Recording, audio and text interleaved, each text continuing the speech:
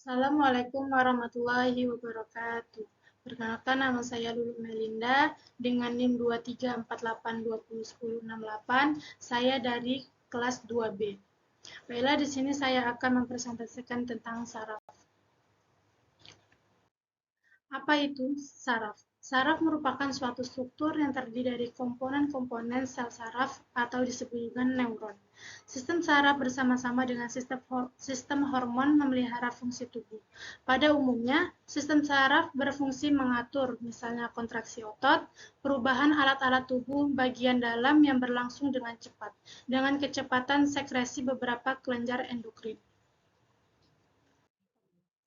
Masalah paling serius dalam terjadi pada saraf, yaitu ada gangguan saraf iskemik, merupakan salah satu penyakit saraf yang disebabkan oleh kurangnya suplai darah ke otak sehingga kebutuhan darah di dalam otak tidak terpenuhi. Kondisi ini dapat disebabkan beberapa penyakit komplikasi diantaranya hipertensi. Secara umum, gangguan saraf iskemik ini dapat bersifat ringan, sedang, dan akut.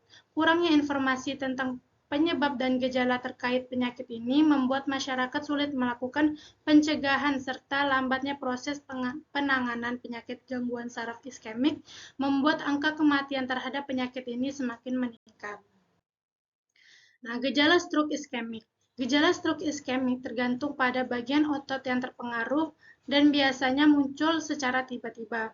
Nah, beberapa gejala yang umum terjadi akibat stroke iskemik adalah yang pertama, lengan atau tungkai sulit diangkat karena lemas atau mati rasa. Yang kedua ada salah satu siswi wajah turun akibat otot wajah yang melemah. Yang ketiga, gangguan bicara atau sulit memahami perkataan orang lain. Yang kelima ada linglung, pusing, dan sakit kepala.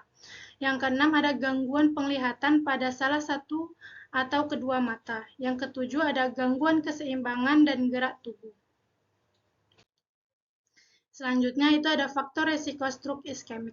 Resiko terjadinya stroke iskemik pada seseorang bisa meningkat karena beberapa kondisi atau faktor berikut ini. Yang pertama, usianya di atas 55 tahun. Yang kedua ada hipertensi. Yang ketiga ada penyakit jantung. Yang keempat ada gangguan irama jantung atau aritma. Yang kelima ada diabetes. Yang keenam ada kebiasaan merokok. Yang ketujuh ada terapi hormon. Yang ke-8 ada riwayat TIA atau serangan jantung, yang ke-9 ada kolesterol tinggi, yang ke-10 adalah jarang berolahraga atau beraktivitas fisik, yang ke-11 ada obesitas, yang ke-12 ada kecanduan alkohol, yang ke-13 ada penggunaan narkoba. Nah, masalah paling sering dan serius yang terjadi pada saraf berikutnya yaitu saraf terjepit. Merupakan penyakit yang terjadi ketika bantalan ruas tulang belakang bergeser dan menekan saraf tulang belakang. Saraf terjepit ini merupakan masalah kesehatan yang cukup serius dan sering terjadi. Saraf terjepit pada tulang punggung diselubungi oleh cincin serat jaringan yang kuat disebut annulus fibrosus. Yang selanjutnya itu ada untuk mengatasi masalah yang ada. Maka dibuatlah pencegahan pada sistem pakar untuk mendiagnosa penyakit saraf terjepit pada tulang punggung. Faktor risiko saraf kejepit. Saraf kejepit lebih berisiko terjadi pada orang dengan faktor-faktor di bawah ini. Yang pertama yaitu berjenis kelamin wanita, yang kedua ada berusia 50 tahun ke atas, yang ketiga mengalami diabetes, yang keempat ada menderita penyakit tiroid, yang kelima ada sedang hamil, keenam ada memiliki pekerjaan atau hobi yang melibatkan gerakan berulang seperti magnetik atau olahraga tenis. Yang ketujuh ada memiliki postur tubuh yang tidak ideal seperti sering membungkuk. Yang ke-8 ada memiliki kondisi yang menyebabkan ia tidak bisa bergerak dan berbaring terlalu lama. Nah, selanjutnya itu gejala saraf kejepit. Berdasarkan lokasinya, gejala saraf kejepit yang dialami penderitanya dapat berbeda-beda. Gejala yang biasanya muncul ketika mengalami saraf kejepit antara lain yang pertama, nyeri, tumpul atau rasa panas. Yang kedua, bengkak pada area saraf kejepit.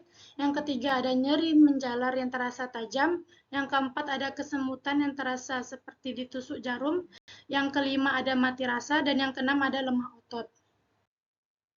Nah, itulah yang bisa saya jelaskan tentang seputar saraf. Jika banyak salah dan kurangnya saya mohon maaf. Saya akhiri. Wassalamualaikum warahmatullahi wabarakatuh.